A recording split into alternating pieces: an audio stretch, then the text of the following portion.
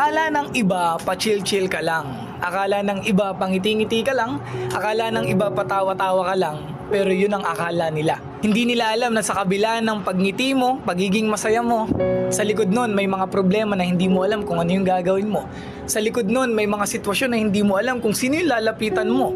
Wala naman kasi tayong ibang choice kundi ngumiti na lang talaga at tawanan ng mga problema. Kaya yung akala ng iba na pa-chill-chill ka lang, akala ng iba na wala kang problema, yun ang akala nila. Hindi ba pwedeng magaling lang talagang magdala?